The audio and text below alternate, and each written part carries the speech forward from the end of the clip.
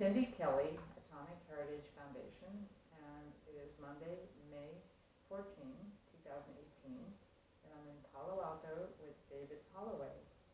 My first question for him is to please say his name and spell it. David Holloway, D-A-V-I-D, H-O-L-L-O-W-A-Y. Terrific. Now, I'd like to start with your telling us a little bit about yourself and where you're born and when and how you came to be interested in the Soviet bomb program. So I was born in Ireland, in Dublin. My family moved to England when I was finishing high school, so I did a couple of years, and it may be of interest, given the whole issue of science, that in England the secondary school curriculum splits at the sixth form, at least it did then. You could choose to do arts or sciences for A-level, and maths was my favorite subject, but they told me I hadn't done enough physics or chemistry, so I would have to do arts. And they said, we're starting to teach Russian, would you be interested? And I said, well, why not? And then at university at Cambridge, I did my undergraduate degree in modern languages and literature. And then I switched to political science. And my initial interest was in Soviet politics, actually Soviet ideas about reform. I think the first paper I published was on Soviet cybernetics, the debate about whether it was a bourgeois pseudoscience or whether it was a genuine science. And then gradually I became interested in arms control, East-West relations, US-Soviet relations. But then I became very dissatisfied because I thought, I'm writing about the Soviet Union, and what do I have? What's the basis for what I write? It's official statements or some very opaque military literature that says nothing very specific, and information coming from the US government about Soviet nuclear forces. And so I began to gather material on the early history, thinking I would start in 1945. But of course, like the drunk man looking for the lost wallet, you have to go to where the lamppost is. So I started to delve back into the Soviet physics in the 20s and 30s. I spent a year at the Wilson Center in Washington, and I wrote a paper there on the Soviet decision to build the atomic bomb. And I was just gathering material, and then in the late 80s, things opened up. I was able to write to people, to interview them. I was invited out to Sarov, to the Soviet Los Alamos twice. So that was the basis for the research. And I became extremely interested in the topic. And of course, it was fascinating to have the opportunity to meet some of the people who have played a key role in it. Sakharov, for example, Yuli Harriton, who was essentially the Soviet Oppenheimer, and Georgy Flyorov, and some other people as well. So that's how I became interested. And then I wrote history. Since then, a lot of material has been declassified in Russia. So there are really very extensive sources available on that early history, up to the mid-50s. And these sources were available to you as you were writing Stalin the Bomb, or they're subsequent to that? They came later. I remember at one point when I was nearly finished the book thinking, should I put it aside and wait till... I thought new material is going to come out. And I decided, no, I can't. I have to finish this thing.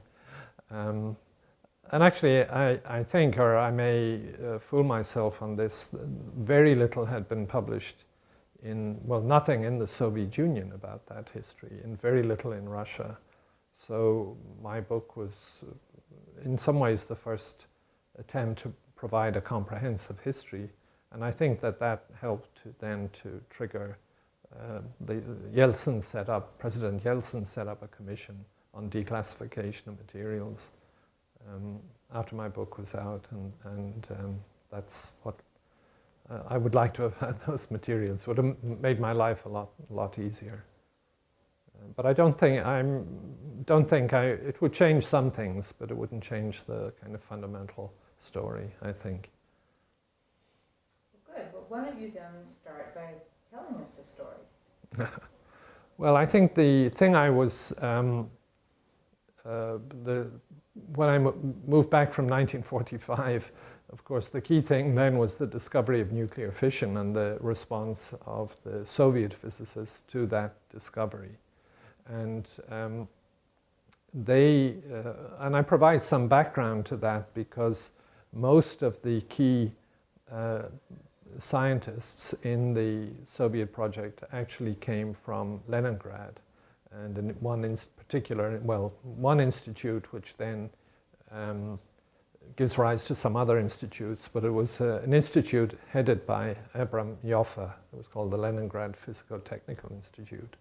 Kurchatov was there, Harriton was there, Semyonov, who got involved, was there, Zeldovich, I think, was there, or at any rate, there was a kind of spin-off institute that Semyonov headed, and Semyonov later got the Nobel Prize for chemistry for his work on chain reactions. So they were people working on chain reactions, and of course extremely interested then with the discovery of nuclear fission, because the first question was, could you have a nuclear fission chain reaction? And what were the conditions under which such a reaction would take place, both a controlled reaction and an explosive reaction?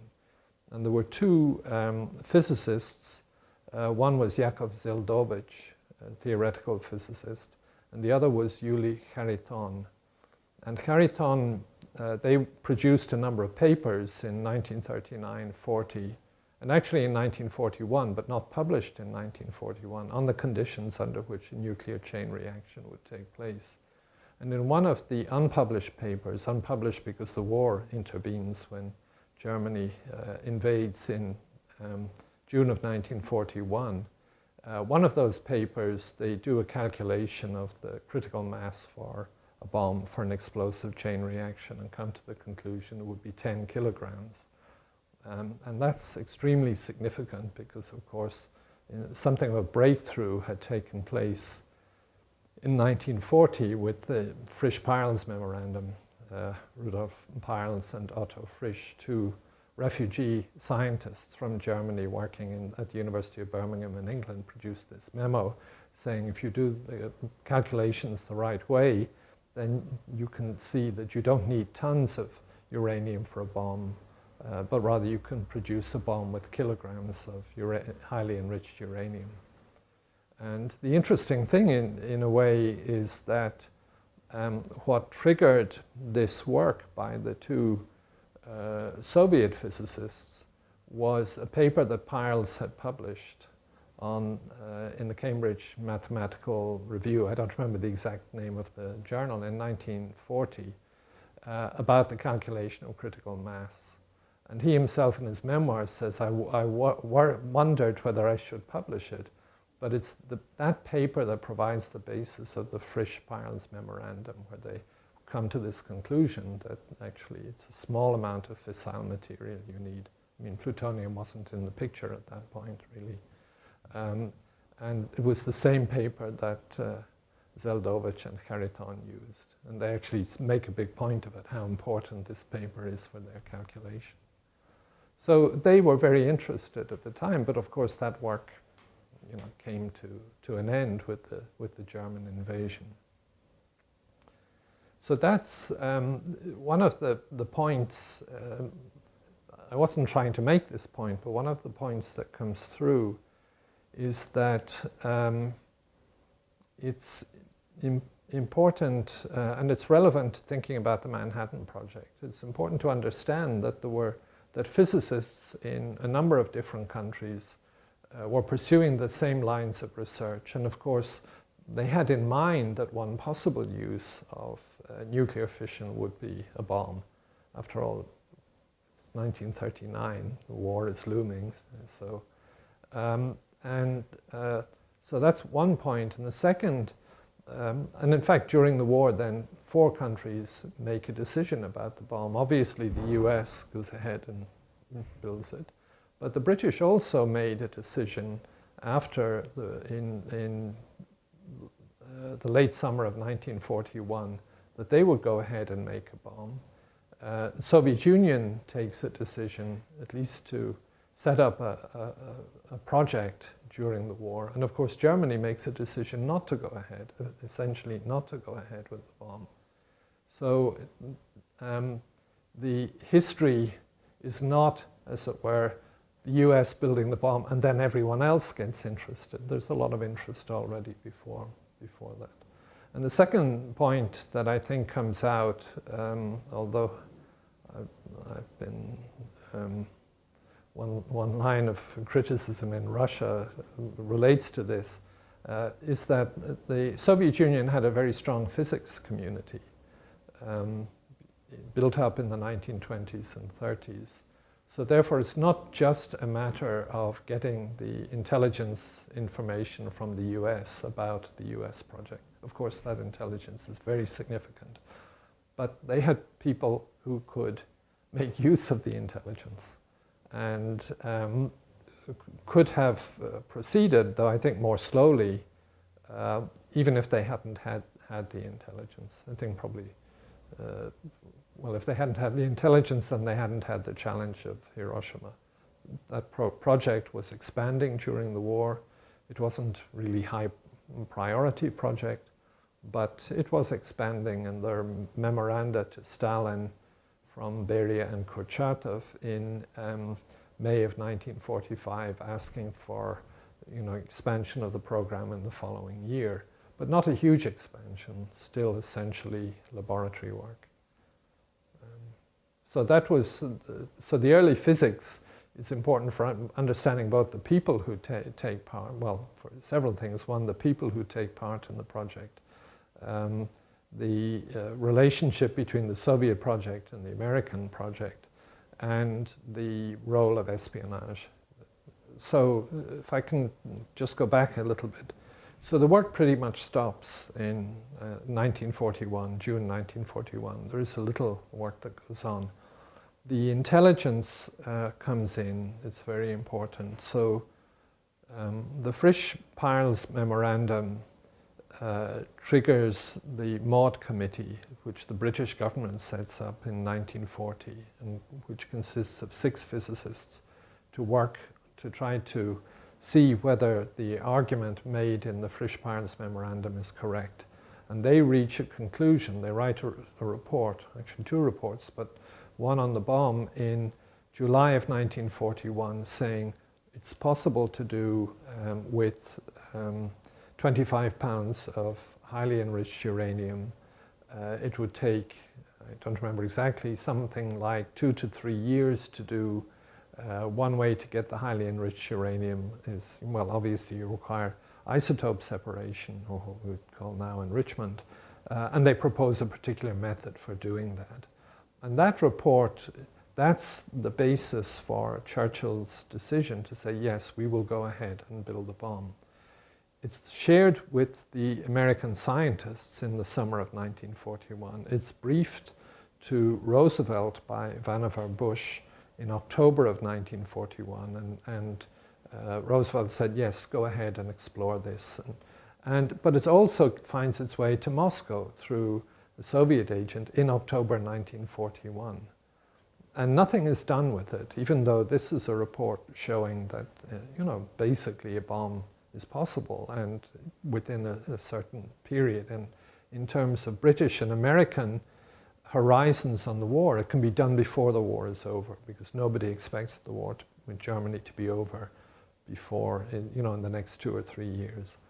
So it gets to Moscow and nothing is done with it, I think for 2 reasons. One is, of course, the Soviet Union has a lot more to worry about than a bomb that could be built in 3 years' time. It's trying to hold back the Wehrmacht, which is driving towards Moscow at a very rapid rate. But secondly, it finds its way to Beria, who's in overall charge of the intelligence and police functions of the Soviet state. And he apparently is very suspicious that this is disinformation. There's a Soviet agent in London who has access to the report. I mean an Englishman. I think it's one of the famous Cambridge 5 spies who passes the report to the, I think it's the, anyway, to a man called Gorsky, who I think was the NKVD resident, I mean in charge of the, what we later would be called the KGB in the London embassy. He sends it to Moscow where no action is taken. And Beria, of course the Soviet Union had more to worry about than a bomb that could be built in 3 years' time. They were trying to make sure the Germans didn't take Moscow. But secondly, Beria was suspicious about the spies. He thought, there's some evidence that he thought the information this Cambridge 5 were supplying. There was Philby, Burgess, McLean, Blunt, and Cairncross. And I think it was Cairncross who passed this information to through the London embassy to Moscow. And for a while, Beria was suspicious. The information they were sending was too good, and he thought this might be a trap. But other information came in by a different route. This is an interesting kind of detail in a way that got to Stalin about some German work on the bomb. And to one of the scientists advising the government, this Abram Joffe that I mentioned earlier, drafted a very detailed directive that Stalin signed, I think on the 28th of September 1942, saying set up a project to see whether a uranium bomb is possible. And that gets going very slowly. I mean, the Battle of Stalingrad is going on, so Kurchatov is put in charge of this, but you know, recruiting people in the country at war is a very slow business. Moreover, everyone has other priorities, so it's very difficult for him to get things going. And that changes a little bit at the end of 1944, when that whole project passes into Beria's charge, his portfolio. The leadership of the Soviet Union, there were 5 members of the State Defense Committee. They were responsible for everything going on in the Soviet Union and the economy and so on. So they all had a portfolio. So initially the bomb project was in Molotov's portfolio. But then Beria, who was always reaching out to get other things to control, he took it over. And then it begins to move forward more rapidly from the end of 1944. But it's after Hiroshima that Stalin turns it into a crash program. There's a decree that he signs which sets up a special committee on the atomic bomb consisting of 9 people, 2 of them scientists, Kurchatov, and the other one was Peter Kapitsa, a physicist who had spent, I think, 12 years, 13 or 14, well, about 12 years at Cambridge. And was well known in the West too. That decree also sets up what was called the first chief directorate, which was something like a management body for the different plants that had to be created, you know, for the plutonium production reactors. I mean, kind of managing the equivalent of Hanford and Oak Ridge. So the Soviet Union, like the US, pursued every path. It was, you know, we have to do this as quickly as possible. And Stalin had a meeting with Kurchatov in January 1946, where he told him, do it on a Russian scale, don't kind of spare any expense. And if you can think about it, this is a country that had been totally devastated by the war. 26 or 27 million people killed, the whole of European Russia destroyed. And here is this insistence that building the bomb is, and gets called this in internal documents, problem number 1. And so it's an enormous exercise of political will to say, this is now our priority, to build a bomb as quickly as possible.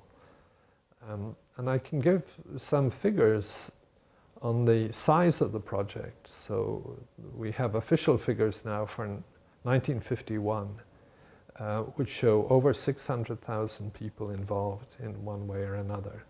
So that's 200,000 in Eastern Europe, mainly in East Germany, mining uranium.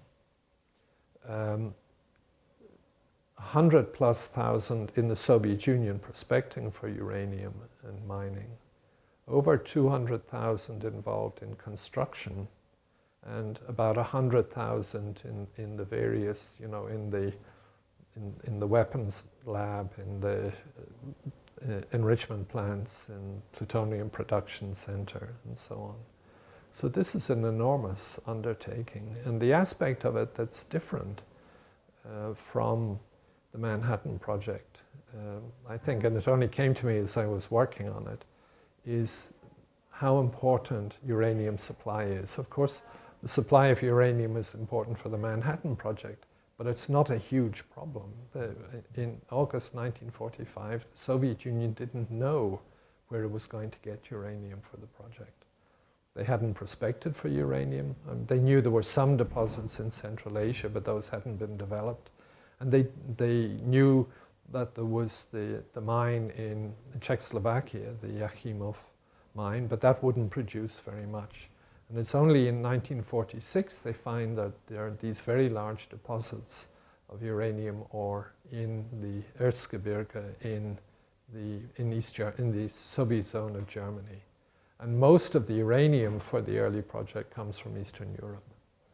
And that's a huge worry to them, whereas there was a supply available for the Manhattan Project through the uranium from the Belgian Congo that had been shipped to the US.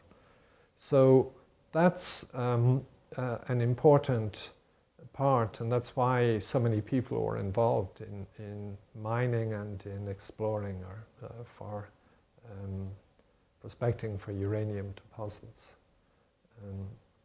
And of course that matches, General Groves understood that, or believed that uranium supplies around the world were limited, and did his best to try to make sure that those stayed in Western hands, and claimed at December 1945 that the US now had control of, was it 90% of world uranium and thorium supplies. But in fact, of course, it didn't work out that way. Once uranium became a priority, then you could find it was there in different kind of geological conditions, and ultimately the Soviet Union got as much as it needed for its project.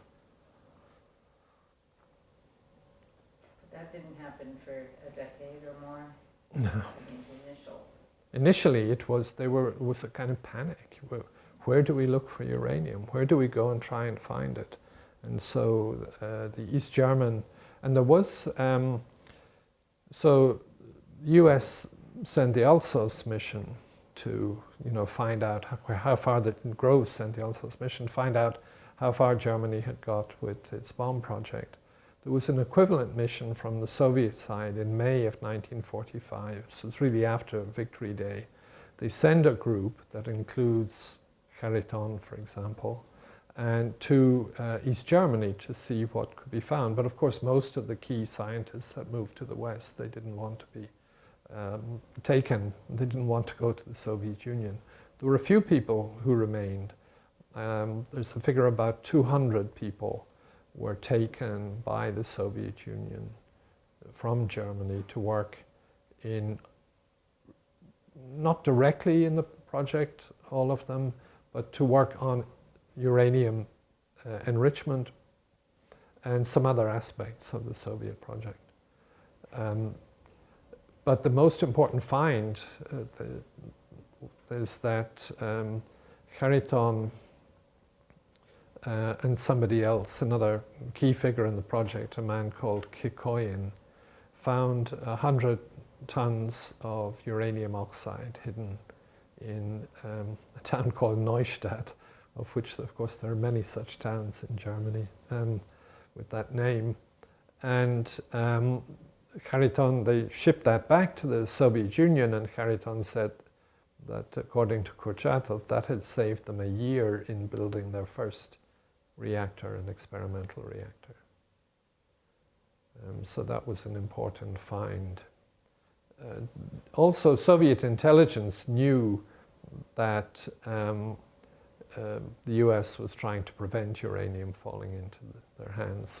There's evidence from intelligence reports. They understood that US forces at the end of the war moved into Thuringia and Saxony, an area that was to be in the Soviet zone of occupation, and they found 1,000 tons of uranium oxide and removed that from there.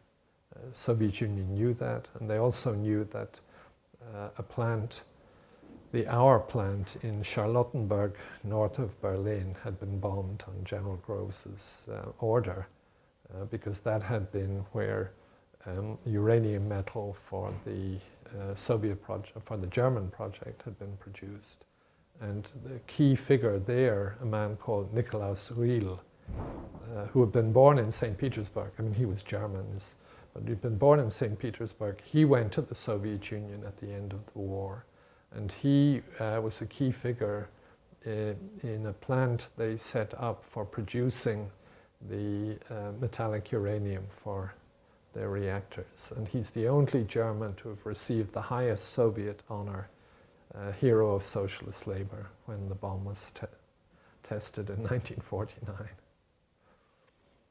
So it's a kind of interesting and complicated story. It is. I'm a little surprised there were 200,000 Germans who were collected and used on the Soviet atomic project. Well, they were mining for uranium in Germany. I see. Yeah, Yeah. because So that was a very big mining operation. Right. Yeah. Because the effort under Heisenberg wasn't very big. No, right. There weren't very many. And we scooped up, or the Allies scooped up, Yeah. most of the top Yeah. physicists. Yes. I've seen an estimate that in the German project there were probably 1,000 people overall, including everyone involved.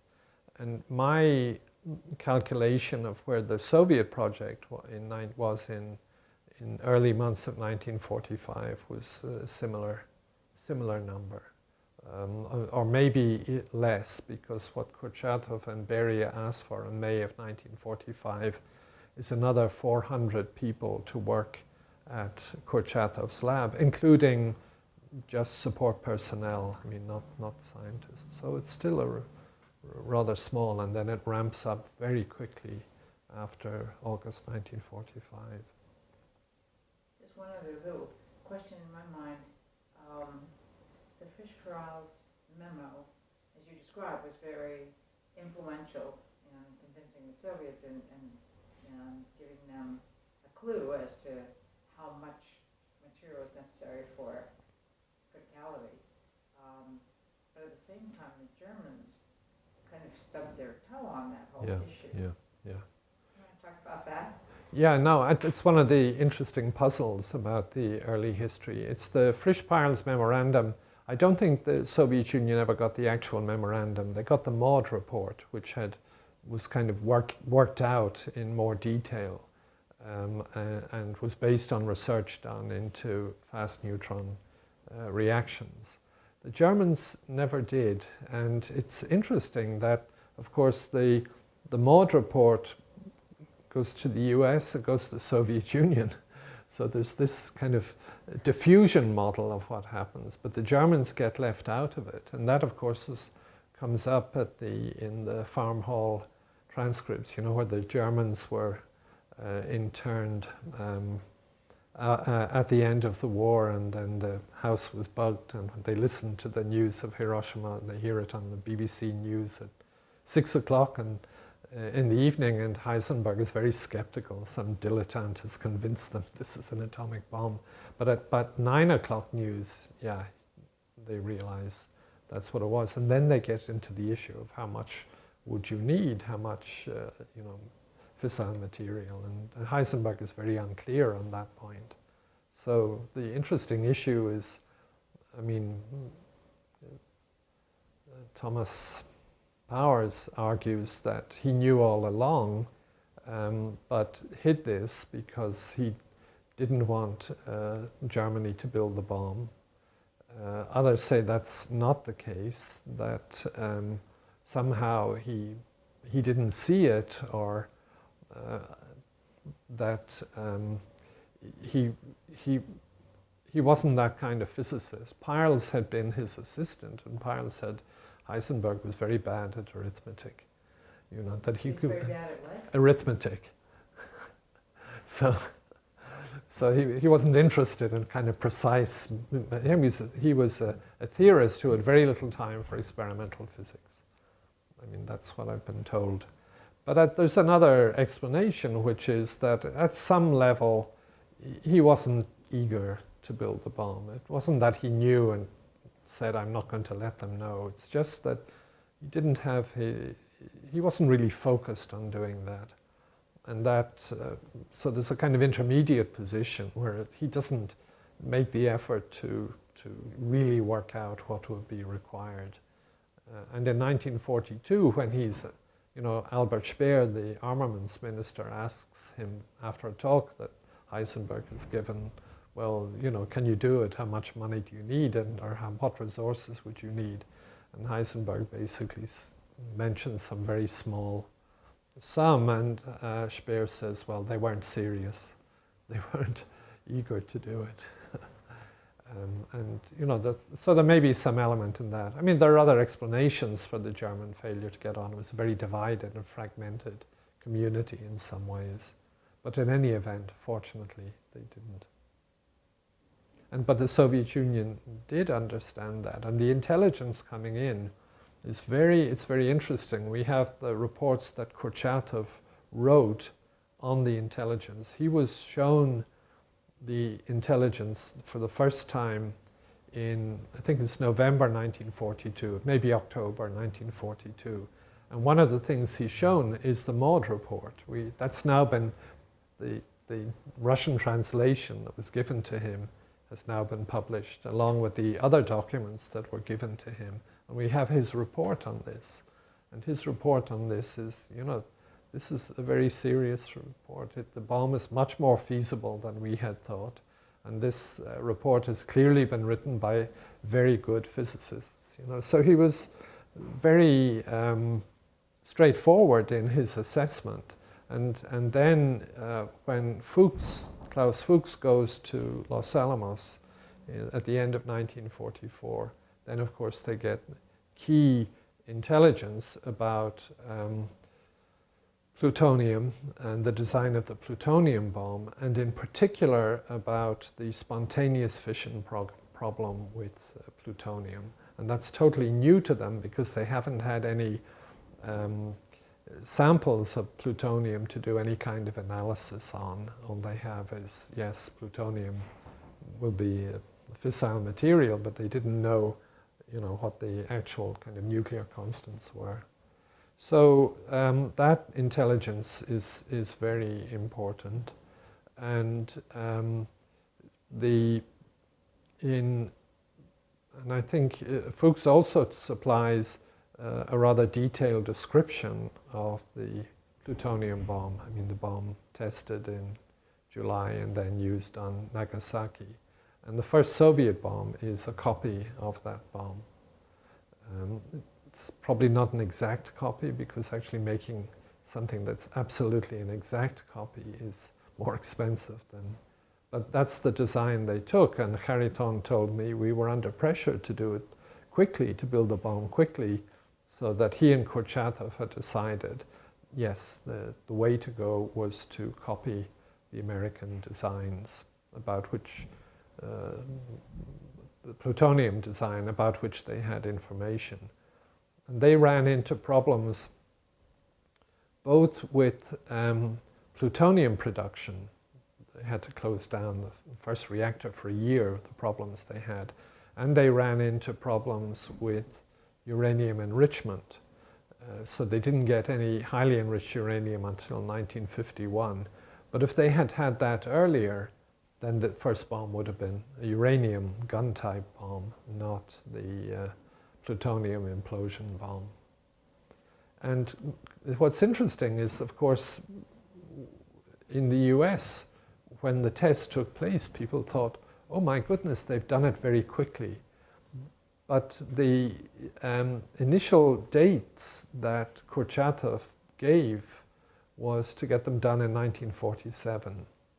So, and then Beria had to write to Stalin saying, no, we can't meet those dates. And then the dates were further delayed until August 1949 for the plutonium bomb. So from a Soviet point of view, this is well behind schedule. From the American point of view, this was, oh my God, they've done it very quickly. So Kurchatov was too optimistic, I think, in assessing how quickly it could be done. Had he been put in, when was the project created and when was he put in charge?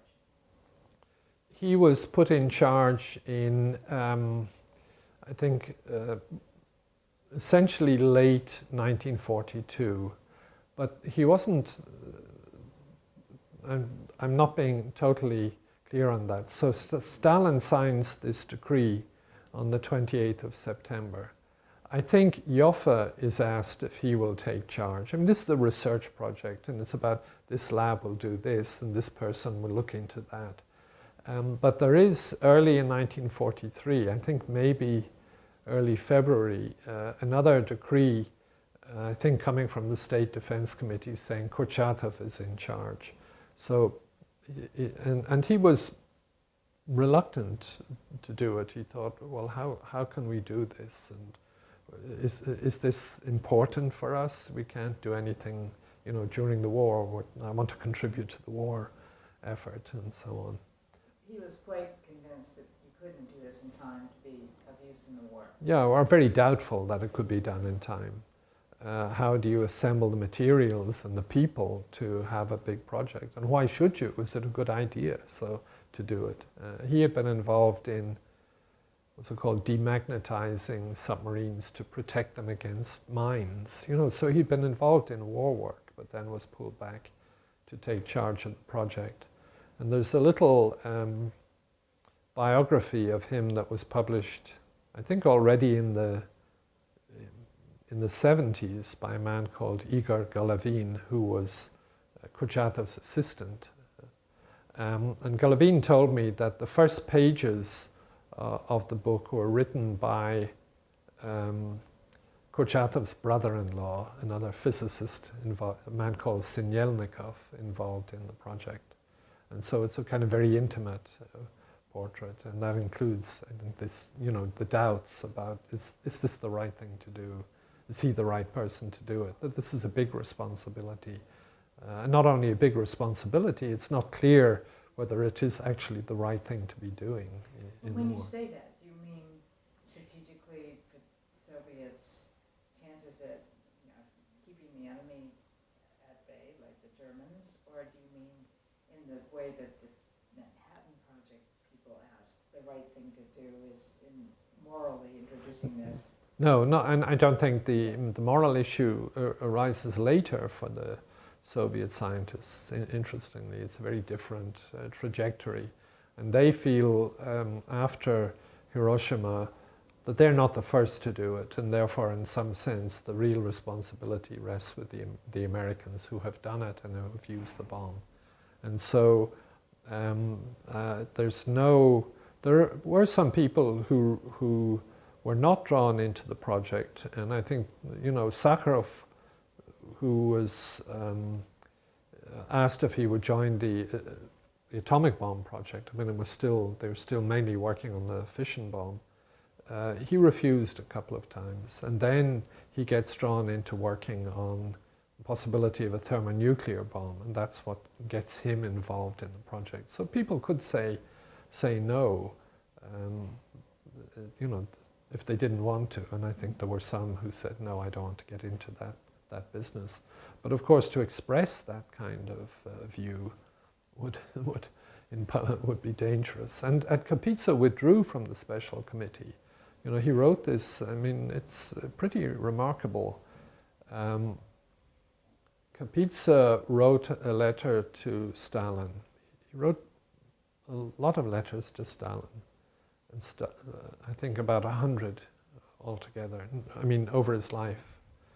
And Stalin replied twice, but did read the letters, apparently. He did write to Stalin, I think in December 1945, or at any rate in late 1945, saying Beria was the wrong person to put in charge of the atomic project, because Beria was like an orchestral conductor who could wave the baton all right, but couldn't read the score, because he didn't know any physics. And then at the end, in a PS, Kapitsa writes, this is not please share this with Comrade Beria. This is not a denunciation.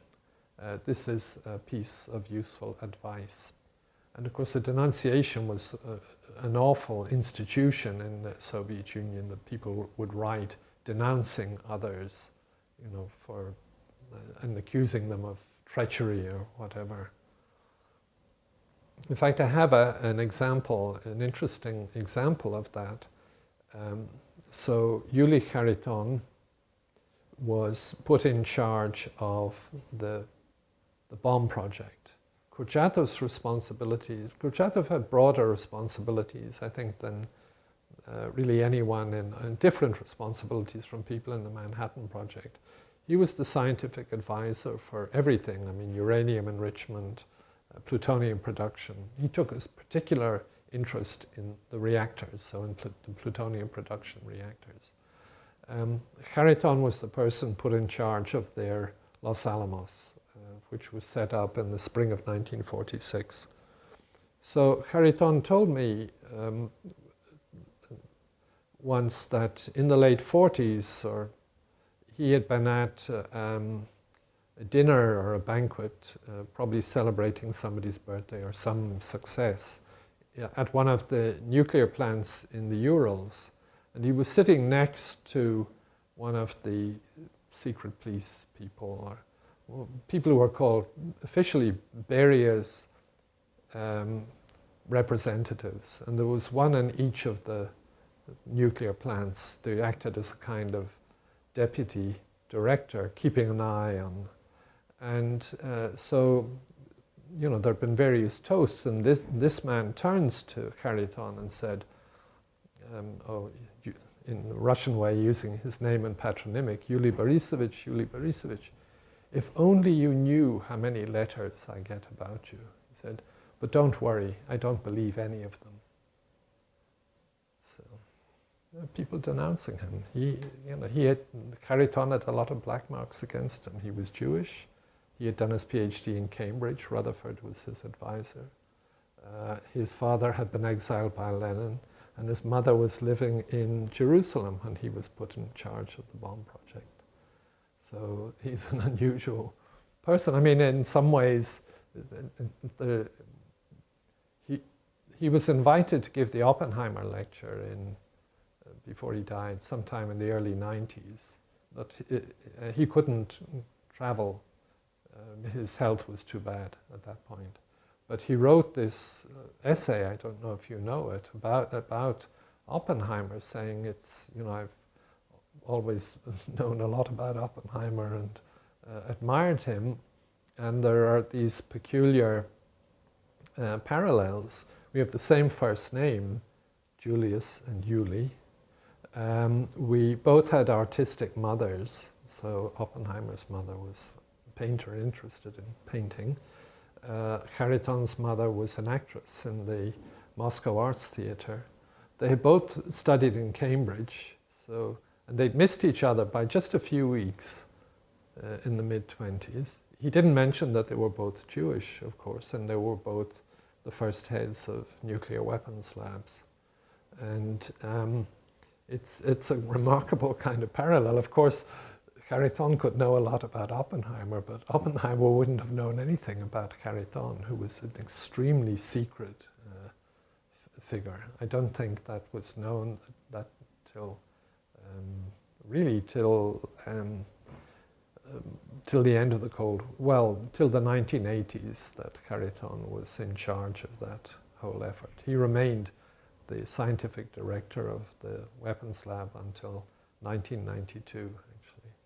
So one interesting aspect about the intelligence is detailed intelligence about the bomb, and also we have a document to Beria saying we have several agents' reports indicating that the bomb is going to be tested in July, and they give the date of the 10th of July, so it's not the right date. It will be a plutonium device, and the expected yield is 5 kilotons. We don't have, and that, it appears, though it's not certain, that that was given to Stalin as he traveled to the Potsdam meeting, just before he went to Potsdam for his meeting with Truman and Churchill.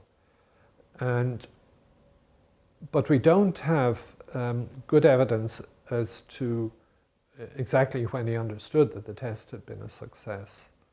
And we don't have any evidence about intelligence on the plan to use the bomb in Japan. And it's a complicated, the evidence is very complicated, but my belief is that he was preparing for the entry into the war. They'd moved 500,000 troops from Europe to the Far East. The date was set for an attack on August the 10th. And then of course, Hiroshima, I think, was a shock and a surprise. And then he moves the date of attack forward 48 hours for fear that the war would be over before the Soviet Union got into it. And because if the Soviet Union didn't enter the war, then the concessions made at Yalta by Roosevelt and Churchill to bring the Soviet Union into the war, they wouldn't get those concessions, which were, the southern half of Sakhalin, the Kuril Islands, and certain rights in Manchuria, especially control over railroads and ports in China. So we can't go from assuming that they knew a great deal about the actual project to assuming that they knew everything about the plans to use the bomb. In fact, I've not seen any documents produced to show that they did know that that was planned. I know that Truman in his memoirs says that when he had this funny exchange with Stalin at Potsdam, where he says, we have a bomb of unusual destructive power, he says Stalin said, yes, and I hope you use it against Japan.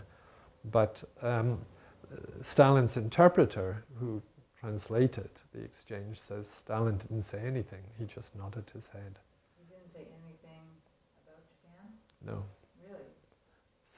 So the question, I mean, it's one of these bizarre, I won't say bizarre, it's fairly common. You would think this brief exchange, we could know what was said, but we have different accounts of what was said. We also have Anthony Eden, the British Foreign Secretary there, standing nearby and saying, all Stalin said was thank you. And we have Truman saying, no, Stalin said, I hope you use it against Japan. And the interpreter saying he didn't say anything. He didn't say thank you, he just nodded his head. So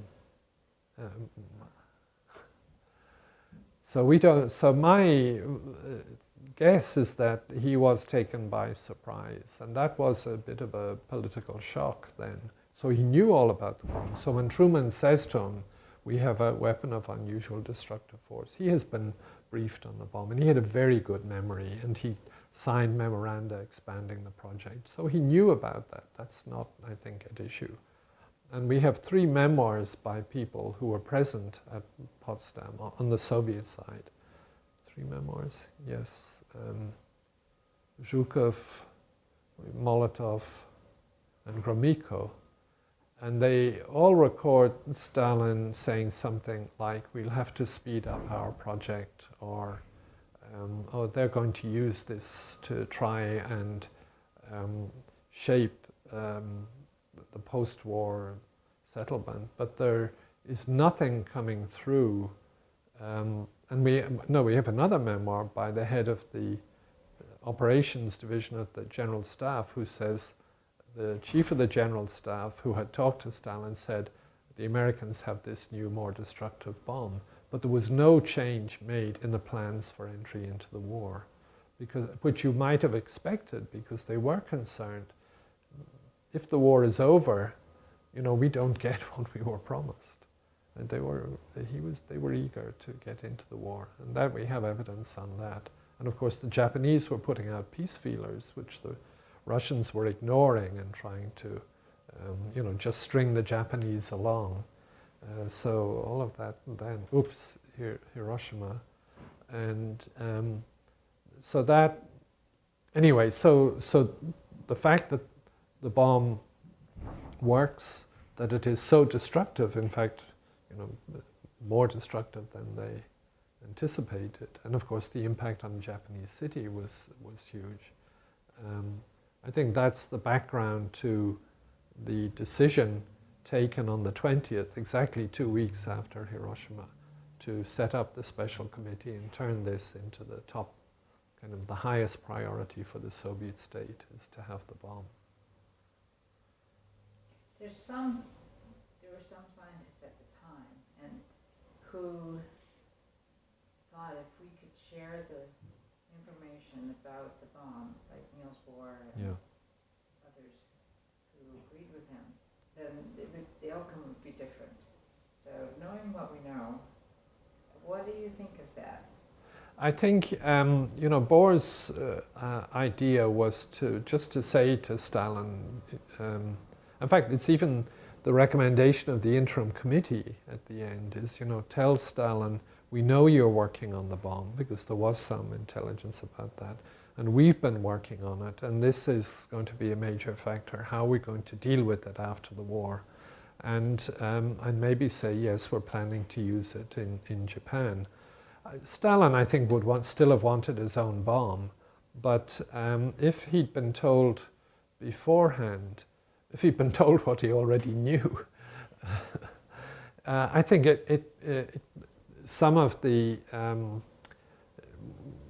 kind of poisonous legacy of the bomb for US-Soviet relations might have been attenuated. I don't think Bohr had a very expansive notion that they should see it as a common threat. It would lay the basis for international cooperation.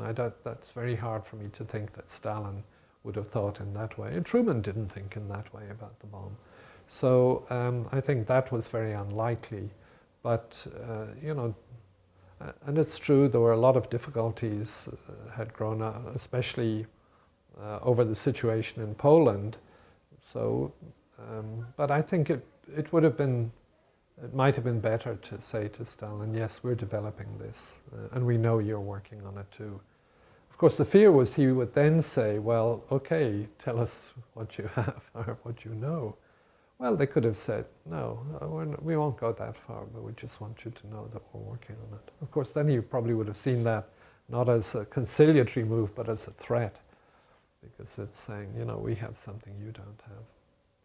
I don't know. I think when I started writing Stalin and the Bomb, I was very much of the kind of Niels Bohr view, but I ended up not being of that view. I just thought, no, at the very least, but I still think some statement by Truman at Potsdam, rather than this, to follow the advice he'd actually been given by the interim committee, was tell Stalin we're working on the bomb. We know you're working on the bomb. This is a kind of terrible new thing, and we have to think and talk about how we're going to handle this after the war. We're going to use it against Japan, and so on. We think this will help bring the war to an end quickly, which of course Stalin wouldn't particularly have liked.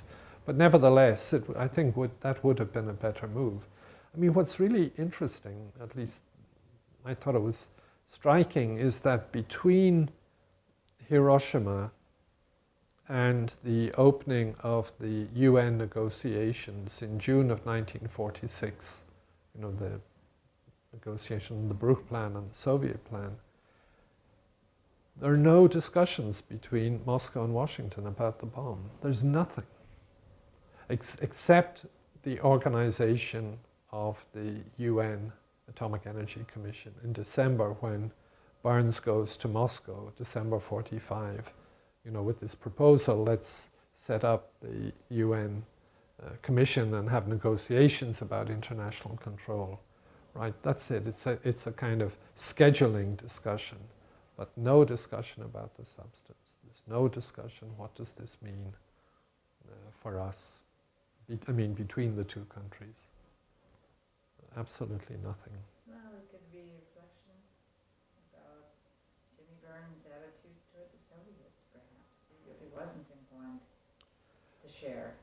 No, he wasn't, and he was one of the people who opposed, on the interim committee initially, so he opposed it, but in the end they come up with the recommendation to do it, but of course he's not in favor. He thinks he can use it as a political instrument to put political pressure on the Soviet Union.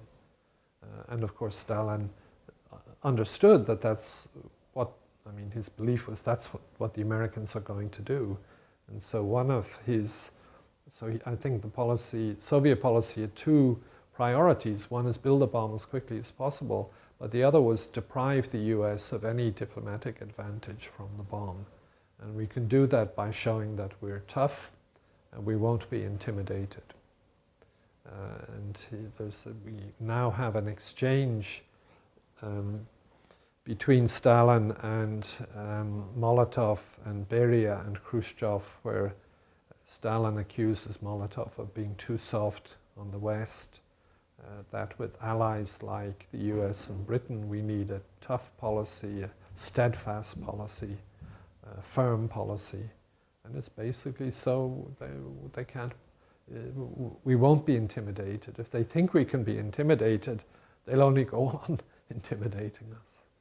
So that was, so from Stalin had no incentive, as it were, to show weakness. And as he told the British journalist Alexander Wirth, or kind of Russian, but journalist for the London Sunday Times, in an interview in August, I think it's August 1946, he says, atomic bombs are there to frighten people with weak nerves. And, the implication is we don't have weak nerves, we're not going to be frightened. Right. And he didn't believe that war was imminent. So he didn't think the US would attack the Soviet Union. The US was demobilizing, there was war weariness, who wants to start a new war? So he didn't see an immediate military threat. His whole view of the post-World War II international situation was that there would be another war in maybe 20 or 30 years' time, and he seems to have thought of it very much as a parallel to the post-World War I situation, that Germany and Japan would rise again, that these were powerful nations. And again, in line with Leninist theory, that inter-imperialist contradictions, in other words, the rivalries among the imperialist powers, would lead to a new war in which the Soviet Union would get drawn in and needed to be prepared for. So along with investing heavily in the bomb, they invest very heavily in rocketry. They kind of import what they have from Germany, find in Germany, to the Soviet Union. They build on the basis of the German rocket program. Heavy investment in radar and in jet propulsion, because after all, the Soviet war was not a science war. For the US, for Britain, and to some extent for Germany, it was a war where science played an extremely important role. That wasn't true for the Soviet Union. This was just a brutal war, ground war, with Air Force involved in tactical support. So at the end, he sees there are these new technologies. Another war is likely in another kind of 20 or 30 year time frame, so we need to invest in these now to be ready for a future war. And he says that in a public speech, we have to be ready for all contingencies. I mean, and he spells it out to various people that this is his view, that not going to be a war now. He changes his view a little bit during the Korean War, then that begins to look a bit more as though war is more imminent, you know, it will happen maybe in 1954. And there he's influenced, I think, by NSC 68 and the big American build-up during the Korean War. And he then has a big build-up of East European armies. He authorizes that. But in the late 40s, it's very much, we don't want war now, but there's very likely to be a war in 20 or 30 years' time. On the other hand, showing you won't be intimidated sometimes means raising tension and not giving way. But raising tension, as the Berlin blockade, for example, and going to war are two different things. So war is to be avoided, but sometimes you needed to, you know, take actions that showed you wouldn't be pushed around. Even though they had the damaging effect then of leading to greater, leading to NATO, basically. Yeah. One scene in the book, and I can't remember where it falls chronologically, is when Kurchatov is ready to start the reactor, and he knows Barrier makes it very clear what the consequences would be if it fails. So yeah. why don't you talk about that incident? There was, yes, so when they start up the experimental reactor, this is December 1946, I think, and Beria is there to see, you know, this happen, and they turn on the reactor, and Beria says, "Is that it? You know, what's this? You know, how can I be sure that this is the reactor that's going?" And there was an element of distrust. There's another story of him coming to the plant where they're producing the plutonium, the reprocessing the plutonium, producing the plutonium metal, and he sees a man called Alexandrov, who's later president of the Academy of Sciences, and he says, "What's that you have there?" And he says, Alexandrov said, "Well, it's plutonium," and Beria says, "How do I know it's plutonium? You might be fooling me. What are you doing here?" And Alexandrov says, "Well, it's warm. Feel it. You feel it."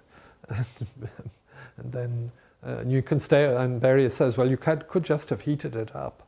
And he says, "Well, stay here all night, and you'll find that it doesn't cool down." And Beria walks off. There was a story which I think did the rounds among the Soviet scientists later, but I think it's very revealing, which was that Beria had drawn up lists of the punishments that would be meted out to the scientists if the first test failed. So-and-so would be executed, so-and-so, 20 years in the camps, 10 years, and so on. And that when it was a success, he took the same list and crossed out execution and wrote in hero of socialist labor, and down the way. And so I don't think that nobody ever found such a list, so I don't think it's true. But it illustrates how they understood their own personal fate hinged on the outcome of the test. And another example of him not believing, not trusting the scientists, was that when the US conducted the tests in 1946, remember with the naval vessels, and they blew them up. Well, they invited each of the countries involved in the UN negotiations to send 2 observers to the test. So there were 2 Soviet observers at the test, one a physicist called Meshcherikov, and the other, actually another actually I think a geologist called Alexandrov. Well, I had a chance to talk to Meshchernikov at a conference in the 90s, and he had been placed at the Soviet test not very far, I mean some kilometers away from ground zero, and to watch it. And shortly after the test, Beria, who was there in the kind of command bunker, drove up to ask him, did that look like what you saw in 1946? Now, you don't ask that if you trust your scientists. I mean, he wanted to know, was that the real thing? So there's this level, I mean, Beria actually protected his scientists, but at some level there was a deep distrust, and if they had not succeeded, they could have suffered pretty badly. He protected the Jewish scientists there, but it wasn't because he thought, oh, we shouldn't have harsh anti-Semitic policies. It was just that, yeah, they were useful until they proved they weren't useful. So there was also stories in your book about how Kurchatov took the blueprints of BBC through espionage, but he kept them in his desk drawer. He didn't share them with his subordinates. Yeah. He could not let on where the information he had came from. And some of it was shared with Harriton, who was the chief bomb designer of the bomb. But in many cases, there was a belief among the scientists that there was some other group that had been working on the same problem. And so Kurchatov, who got a great reputation for scientific intuition, it turns out the intuition was based on often on the intelligence.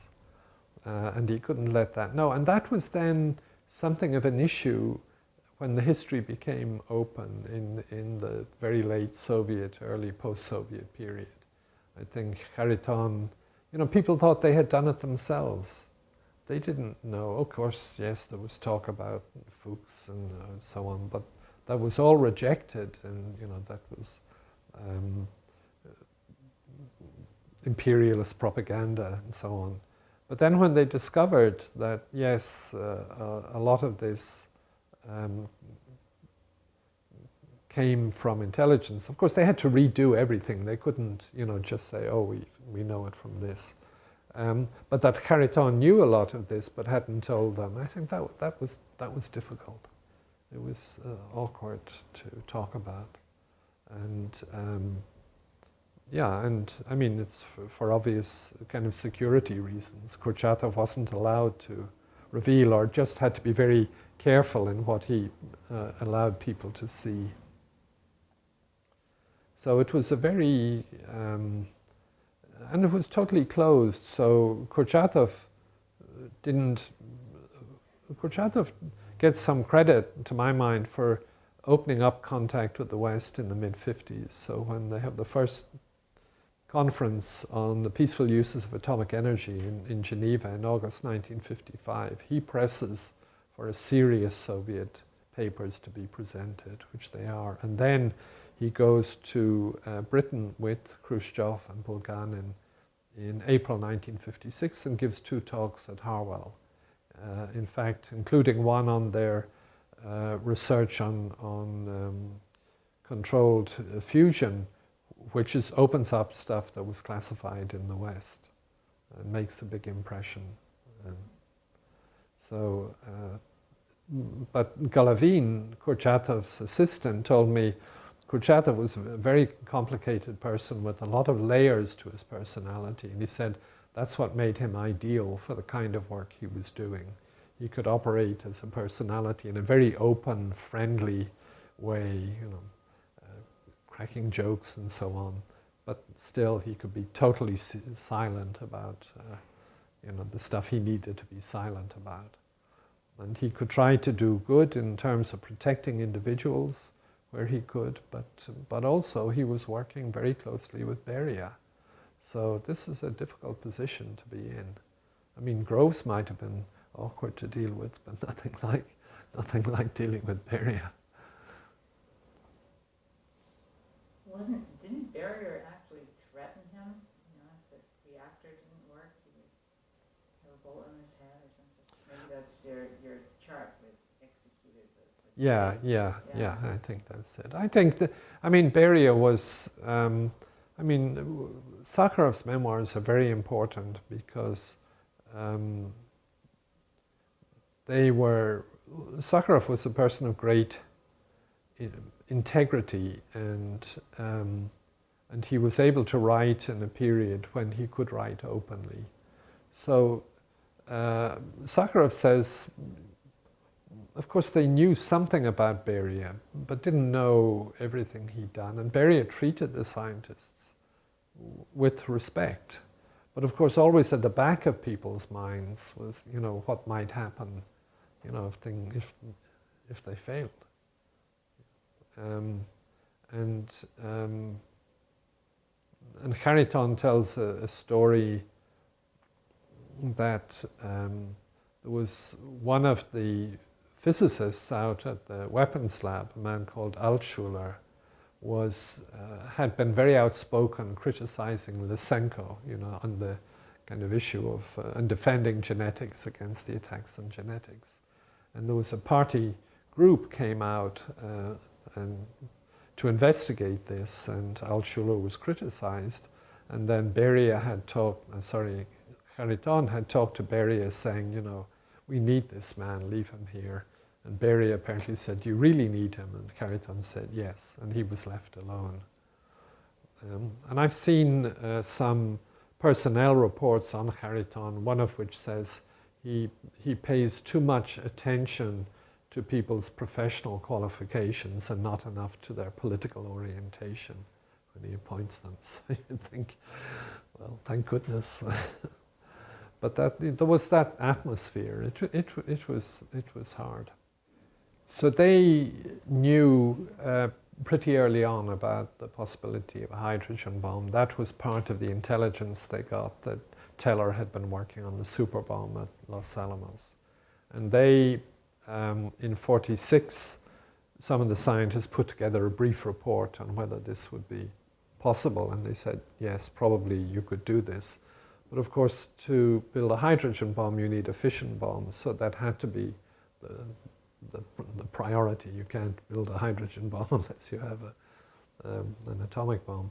So, then in 1948, Fuchs passed information to the Soviet Union about what was called the 1946 position. In other words, this conference that Teller had organized at Los Alamos, I think in April 1946, where they discussed the so-called classical super concept. And Fuchs passed information about that to the Soviet Union in 1948. And that was circulated to the leadership. And the response was to set up two committees to investigate the design of a hydrogen bomb. One of these, headed by Zeldovich, whom I mentioned earlier, was given the intelligence that Fuchs had provided about this design. And the other was not given the intelligence, and the other group included Sakharov and was headed by his teacher, Igor Tam, who was a Nobel Prize-winning physicist. Got the Nobel Prize in the 50s. So Sakharov came up with the idea for a hydrogen bomb, a little bit like a concept that Teller came up with, the alarm clock thing. There's no evidence that that intelligence played a role here. Sakharov just thought, if you have layers of fissile material and thermonuclear fuel, there's a way of getting a very high yield. It's not a super bomb. It's not kind of infinitely expandable in terms of yield. So they do that work. There's a conference out at the weapons lab in the summer of 1949 on the hydrogen bomb, and the kind of key physicists are brought together, and they come to the conclusion that yes, this probably is possible, but there's a lot of work that has to go into it. And they make a recommendation to Beria to go ahead. And Beria does nothing with this until, I mean, you can say he's preoccupied with the test for the fission bomb. That's the important thing. The hydrogen bomb is later. But nothing happens until February 1950, after Truman's announcement, you know, that we're going to go ahead and build the hydrogen bomb, which is in the plastered across the New York Times on I think the 1st of February, or maybe the 2nd of February 1950. And as soon as that is there, Beria gets in touch with Kurchatov and other people saying, prepare for me draft decrees about moving ahead with the hydrogen bomb.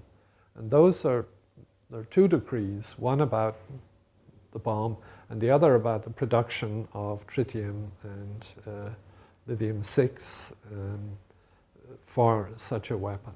And Stalin gets those on the something like the 24th of February and signs them straight away.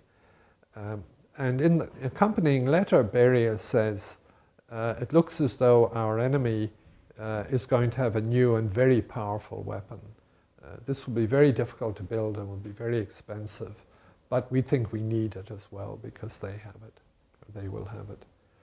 So the project gets going, and the first thing they test is Sakharov's concept, which has come to be called in English the layer cake, or sloika, layer cake. And that's tested in August of 1953, and it has a yield of about 400 kilotons. But already in November 1952, the US has tested a super bomb concept with the Mike test, and that has a yield of 10 megatons. And there's a lot of speculation that when the Soviet Union understood how powerful that test had been, it speeded up its efforts. But we now know they didn't know how powerful it was. They weren't even sure that the test had been a thermonuclear test. We have this is one of the kind of new documents that's come out. There's a memo to Malenkov when he takes over after Stalin's death as the prime minister saying, we think they had a thermonuclear test or there was some thermonuclear element in it. But there's nothing about the yield, so they don't pay much attention. Well, they pay some attention to that. What seems to have triggered the Soviet hitting on their equivalent of the Teller-Ulam configuration is the the American tests in the Pacific in the spring of 1954, where the first of them, the Bravo test, has a yield of 15 megatons. And they do pick that up because by that time they have set up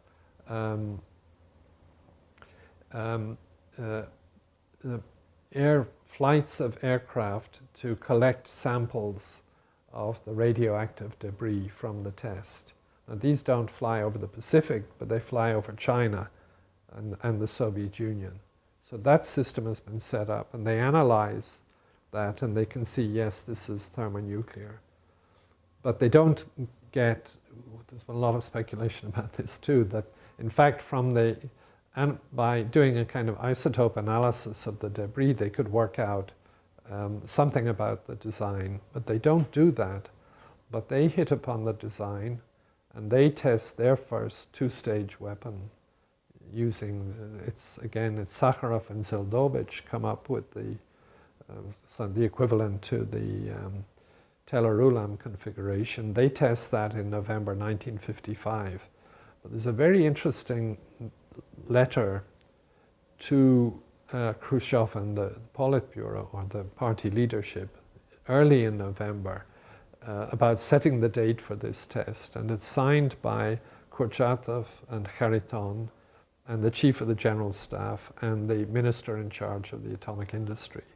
And in it they say, we want to test a new principle of atomic implosion.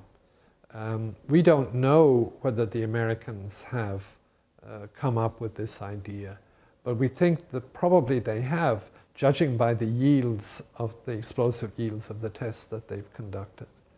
So to my mind, that indicates, no, they didn't get it from the US. They came up with it themselves. Of course, it's not totally independent because there's this competition going on.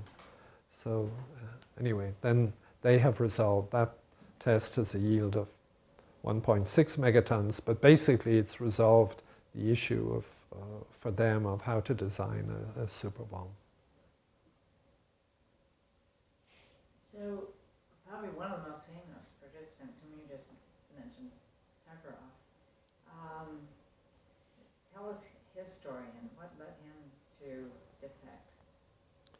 Well, it's interesting, his response, so of course before the US hydrogen bomb is built, in fact before Truman makes the decision, of course the scientists get involved, the General Advisory Committee, and they oppose going forward with the hydrogen bomb. I mean, there are two groups essentially.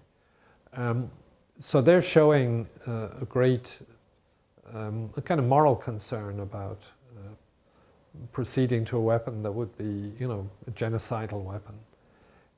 We don't see anything of that in the Soviet Union until this 1955 test, where Sakharov, in his memoirs, says, you know, going out to ground zero and seeing the birds with their eyes burnt out, writhing on the ground, he says, you begin to think about your responsibility at that point. And Kurchatov had a similar reaction coming back to Moscow saying, this is just terrible, these things can never be used. And actually from then on focuses on controlled fusion, you know, not on weapons. So the Sakharov, of course, continues working in the atomic project until 1968, but he campaigns for a moratorium on testing. He advocates the limited test ban treaty, so restricting tests to underground testing. And he runs into some trouble with Khrushchev at one point. I mean, a kind of verbal battle, nothing, but he's still working to design weapons, and he helps to design the most powerful weapon ever developed. It was supposed to be a 100 megaton yield bomb. It was tested at half the yield, 50 megatons, in 1961. And he gets involved in the debate about ballistic missile defenses. And then in 1968, he publishes, he's written an essay on peaceful coexistence and intellectual freedom, and he sends that abroad. It's published in the New York Times in full, and then he's removed from doing secret work. And gradually, I mean, he's still at liberty. He increasingly takes up the issue of human rights in the Soviet Union. He marries Elena Bonner, and the two of them are very strong. And then he gets the Nobel Peace Prize for his work for human rights in 1975. And he continues with that activity until in 1980 he's sent into exile in Gorky for his criticism of the Soviet invasion of Afghanistan. And he's only released from there in 1986. Gorbachev releases him, and then he becomes very active in the kind of new politics of the Soviet Union and Russia. Very active. So he's and he never, in his memoirs, he doesn't renounce what he did early on. He said, we did it because we believed that we needed to you know, have a deterrent against the United States, and also that the world is safer if there isn't just one nuclear power. So, and he was, Igor Tam, his teacher, was there. He had respect for Kurchatov. He worked closely with Harriton, but of course he went beyond any of them in his willingness to, as it were, become public with his criticisms of the Soviet Union and of human rights. But he was a much honored person, and that provided him with a kind of protection. And he was careful also. I shouldn't say he was careful, he was extremely courageous, but he was also, his arguments were reasoned arguments, and they were usually in terms of Soviet Union not abiding by its own laws or commitments it had made under the Helsinki Agreement. So in that sense he was very reasoned in his opposition.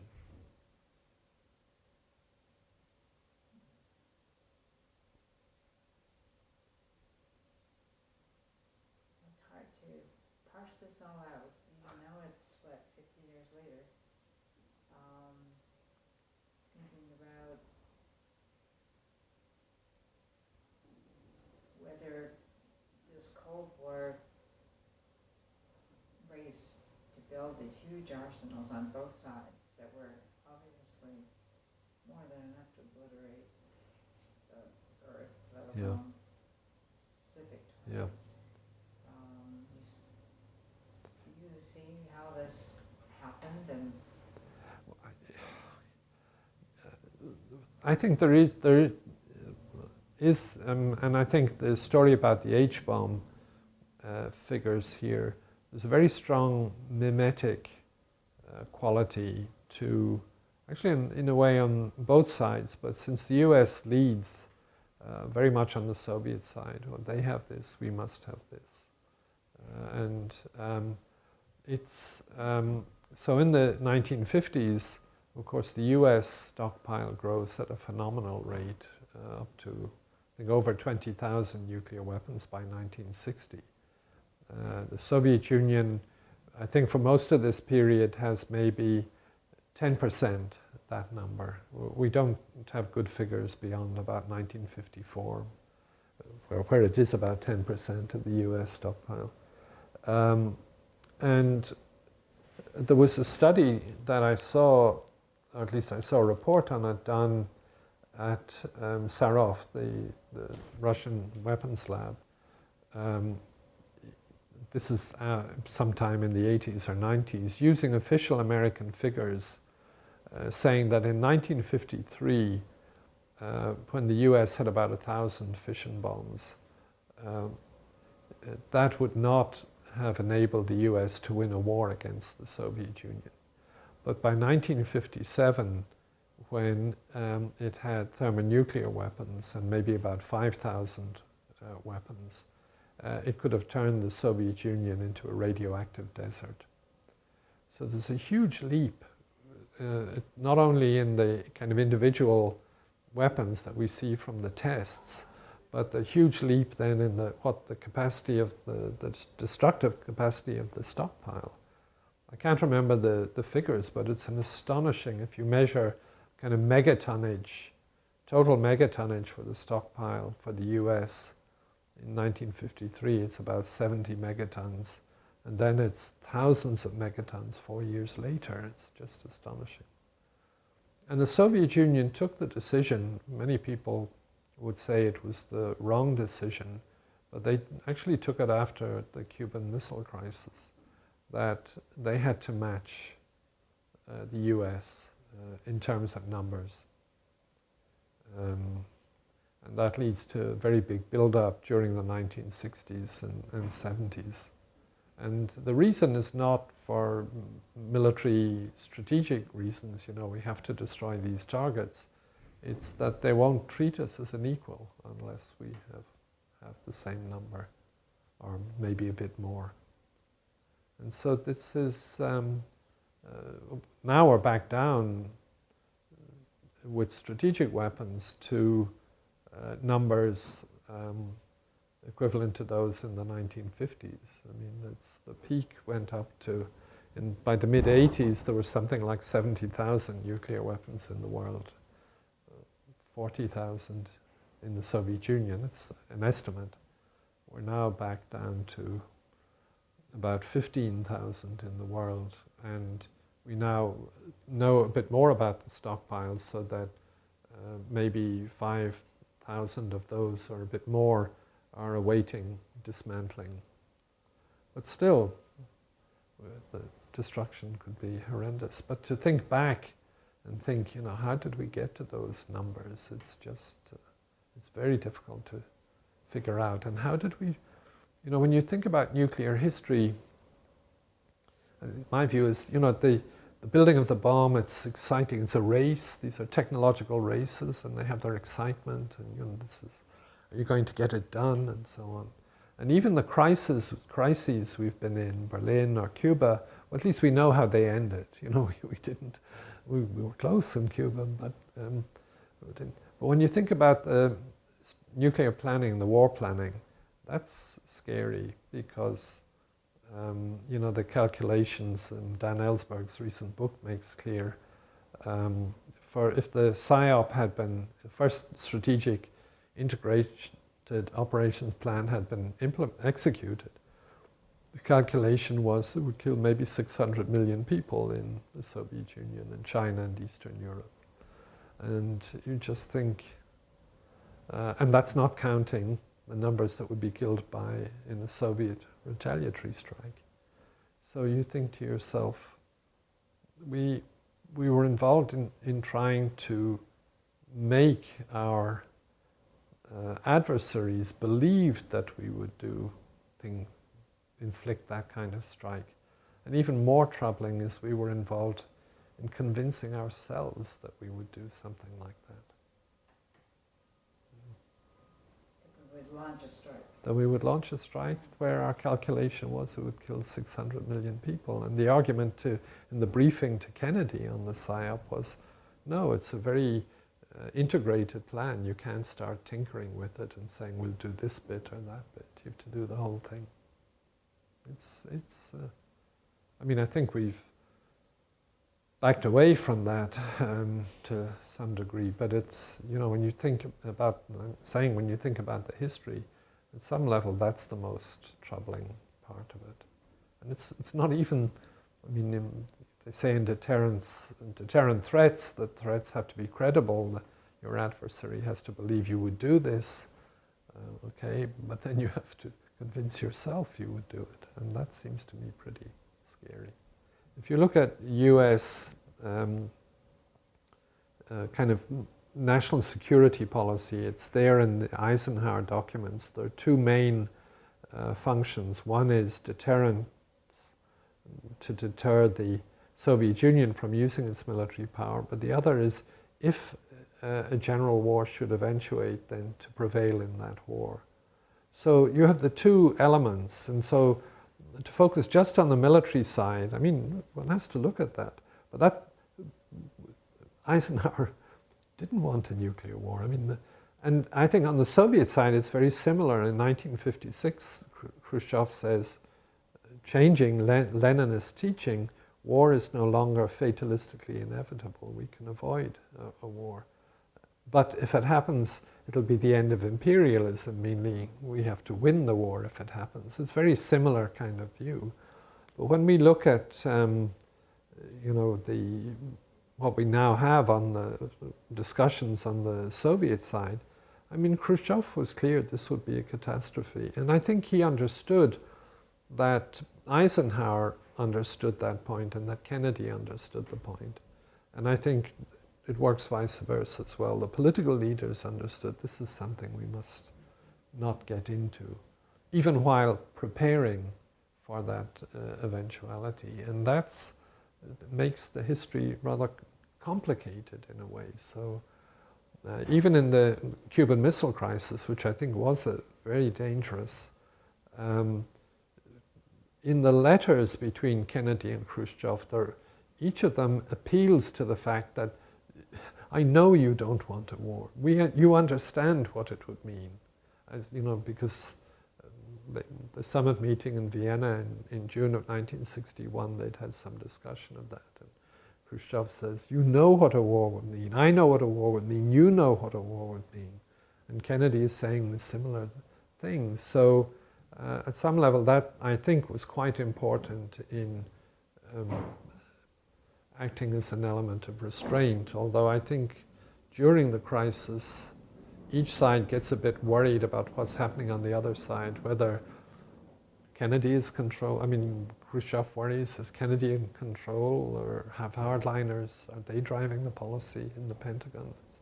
And in the U.S., there's worry in the ex-com whether Khrushchev is really in charge now, or have hardliners taken over.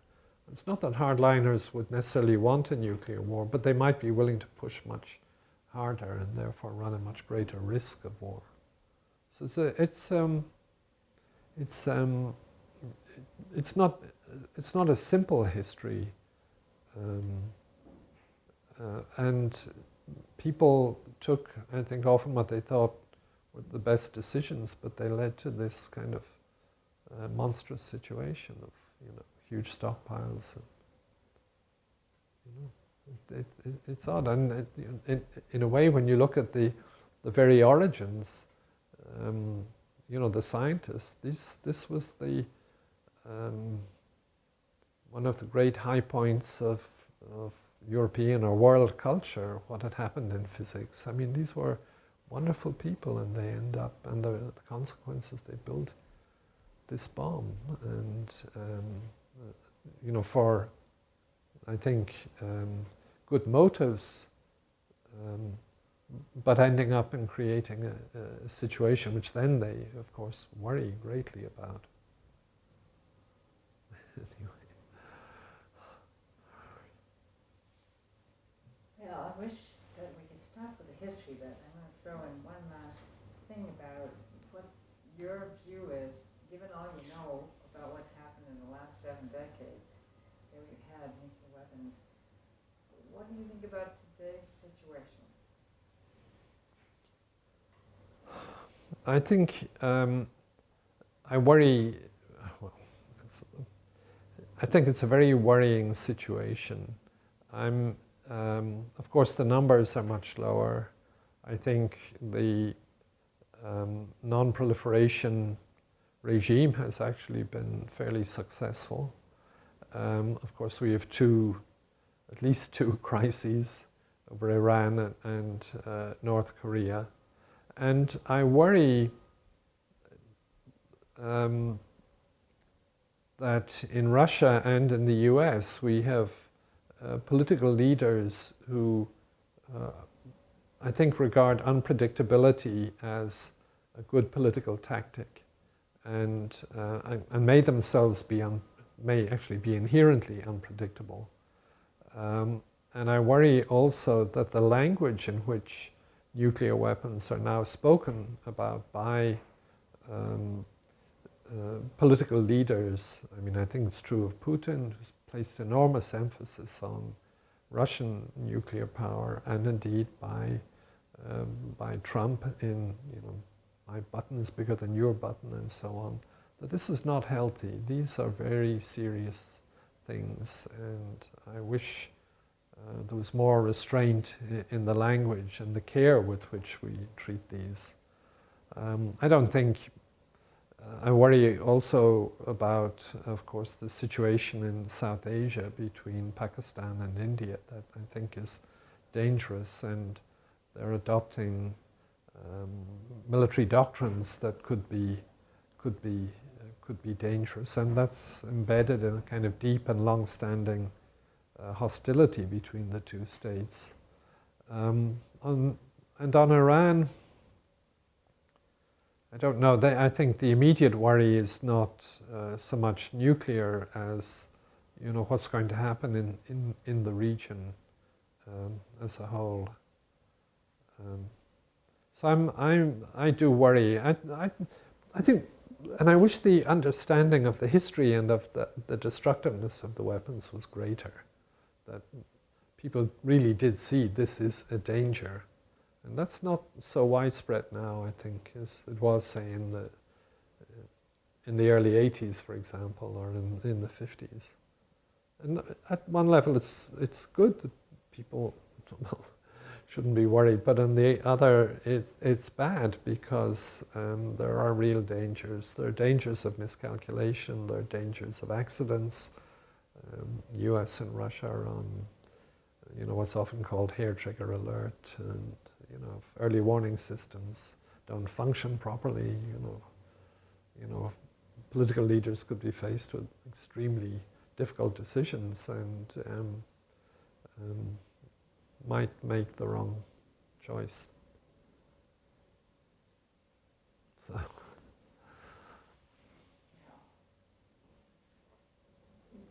That was well said. You can't be Pollyanna about things. No. If you look at the realities, it's pretty scary. Yeah. Is there anything that we didn't touch on what happened after Stalin's death, particularly? I guess we did talk about Khrushchev. So Stalin's death coincides, in a sense, with the appearance of the hydrogen bomb. So it's a little bit difficult to disentangle the impact of the two things. So Soviet military planning under Stalin was basically about fission weapons, and they were not regarded as decisive. They were seen as bigger iron bombs. But when Khrushchev was first briefed on nuclear weapons, when he became the first secretary of the party, which would have been September 1953, he had a very strong reaction to that. He was shown a movie and I think told, what would happen if nuclear weapons were used. And he recalled on various occasions that when he was told this, he couldn't sleep because this was so destructive. And then he decided that no, we couldn't use the weapons. And then he began to sleep. And he told that to his son on various occasions. And everything we know about what he says internally in internal proceedings reflects that he thought these weapons were terrible. He has a very interesting meeting with the High Command in December 1959,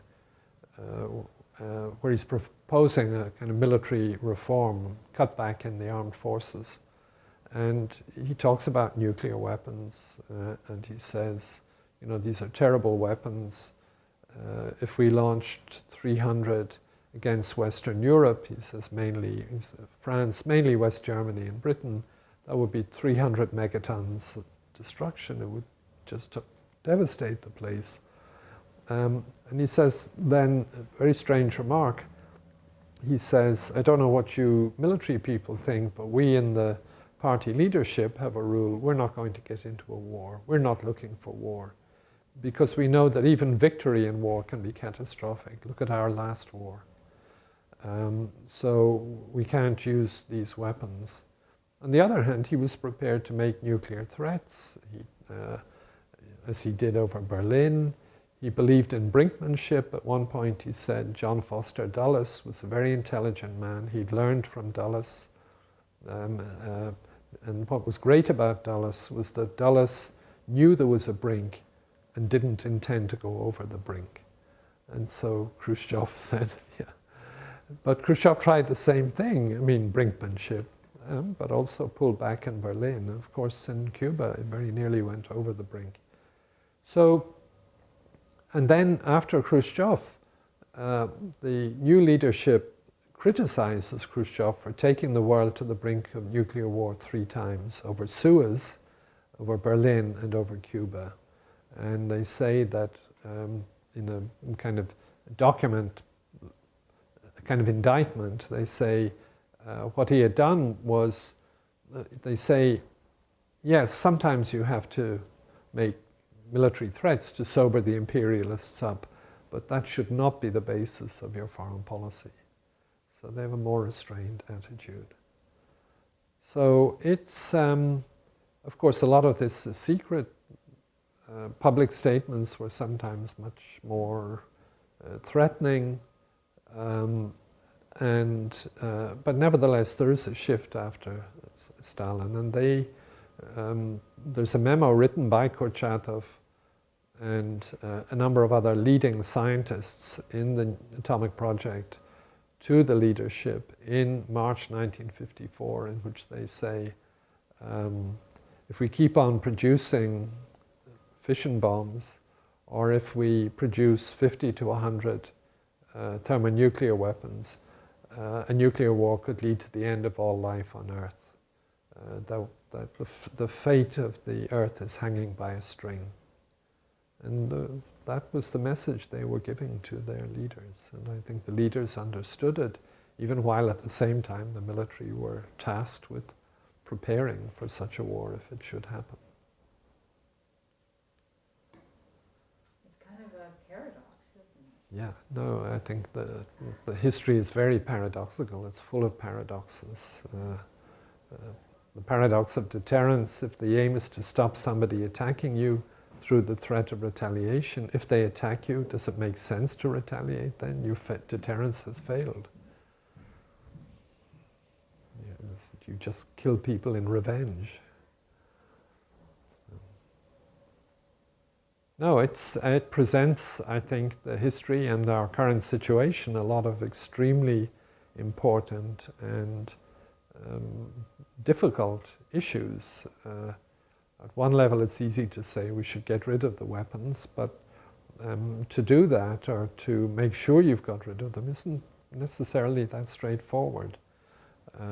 And our response so far has been to, I think, treat these weapons with great respect, in the sense of understanding what the consequences of their use would be.